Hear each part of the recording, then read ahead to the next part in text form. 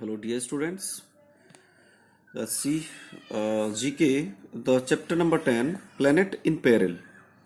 Planet means जो हमारा उपग्रह है, means Earth is in peril. Peril means खतरे में है, danger में है.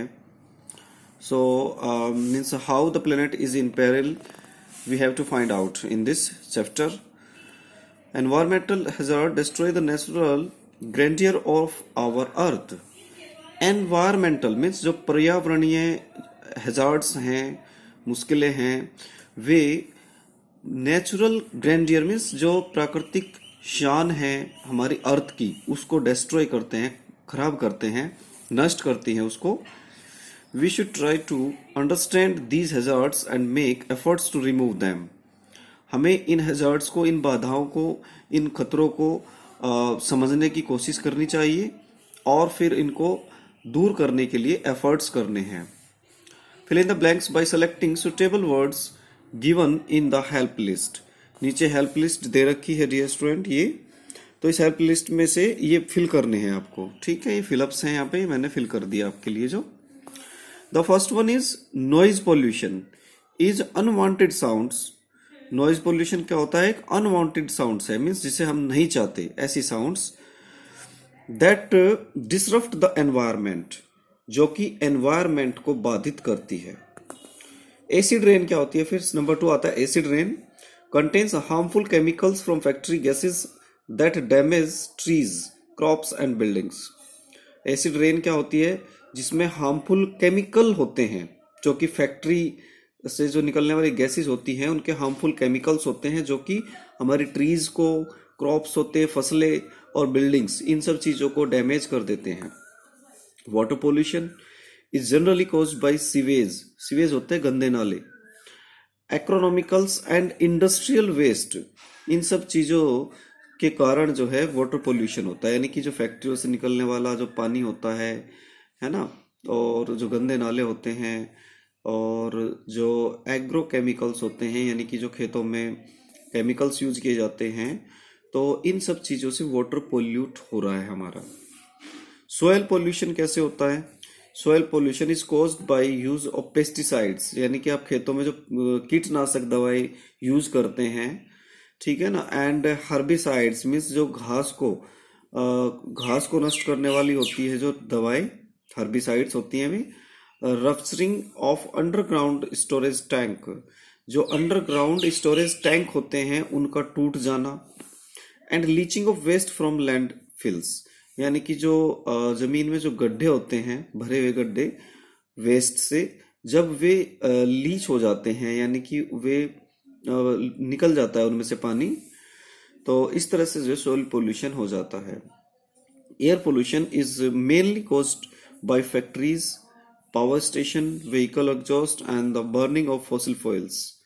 एयर पोल्यूशन कैसे होता है? फैक्ट्रीज से होता है. फैक्ट्री की जो चिमनी से धुआं निकलता है, पावर स्टेशन होते हैं, जो व्हीकल का जो धुआं निकलता है, और उसके अलावा जो फॉसिल फ्यूल्स होता है जीवाश्म ईंधन, जब जलता है तो उससे भी बहुत बुरा जो है धुआं निकलता है, उससे एयर पोल्यूशन हो जाता है बहुत ज़्यादा मात्रा में. नंबर 6 इज डिफॉरेस्टेशन, मीन्स पेड़ों का जो कटाव होता है, फॉरेस्ट का कटाव, is the act of cutting down or burning trees in an area. किसी भी एरिया में पेड़ों को या तो जला देना या काट देना, that is called deforestation. Next one is greenhouse effect. क्या होता है greenhouse effect? Is caused by an increase of gases such as carbon dioxide. Means carbon dioxide gases के जैसी और भी कई सारी गैस होती है, अगर जब उसकी मात्रा काफ़ी ज़्यादा बढ़ जाती है एयर में, पृथ्वी के आसपास, which trap the heat of the sun, जो कि सन की हीट को ट्रैप कर लेती है. मीन्स जब उसके ऊपर सन की हीट पड़ती है तो वो हीट को वापस नहीं जाने देती, तो इससे पृथ्वी यानी कि अर्थ हमारी वार्म होती चली जाती है. So that is called greenhouse effect. Okay dear students, so this is very important question. Greenhouse effect means जब कार्बन डाइऑक्साइड की मात्रा बहुत ज़्यादा हो जाती है, तो जो सूर्य से, जो सन से हीट आती है, वो उसको ट्रैप कर लेती है, उसको वापस नहीं जाने देती, तो उससे हीट काफ़ी ज़्यादा बढ़ जाती है. एंड ग्लोबल वार्मिंग का भी एक रीज़न यही है. One of the reasons is green house effect. Number 8 is oil spills into the ocean, जो समुद्र में, ओशन में जो ऑयल गिरा हुआ होता है, और accidentally caused by large tanker ships होते हैं, उसके द्वारा ये चीजें होती हैं। तो इसमें आपकी हेल्प लिस्ट भी दी गई है, वहां से भी आप हेल्प ले सकते हैं students. The next chapter is safe in the wild. When we protect wildlife means जंगली जीवन, तो जब हम प्रोटेक्ट करते हैं तो हम अपने इकोलॉजी को भी प्रोटेक्ट कर रहे हैं, इसका मतलब ये होता है। इकोलॉजी मीन्स पारिस्थिति अपनी। तो safe in the wildlife means wild में, जंगल में सेफ, सुरक्षा। There are numerous national parks and wildlife sanctuaries in India. बहुत सारे नेशनल पार्क हैं इंडिया में और बहुत सारी वाइल्ड लाइफ सेंचुरीज हैं।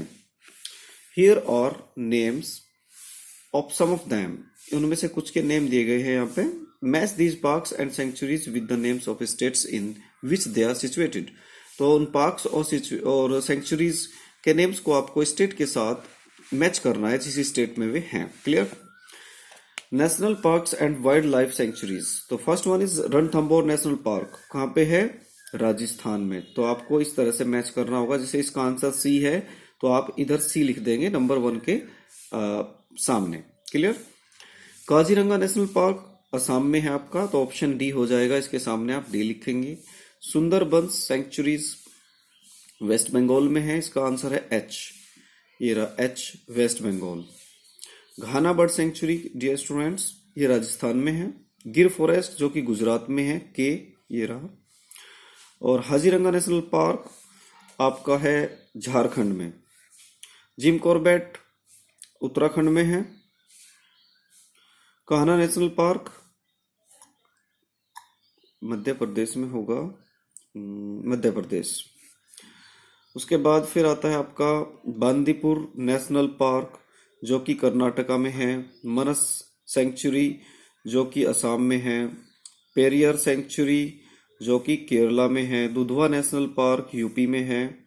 सरिस्का नेशनल पार्क आपका राजस्थान में है। सुल्तानपुर बर्ड सेंचुरी जो कि झील यानी कि हरियाणा में है। और एकनकमर सेंचुरी जो कि है आपकी छत्तीसगढ़ में। तो ये आपके बर्ड सेंचुरी और नेशनल पार्क्स थे, इनको मैच किया इनके स्टेट से। तो इस तरह से आप कंप्लीट कर लेंगे डियर स्टूडेंट्स। Thank you.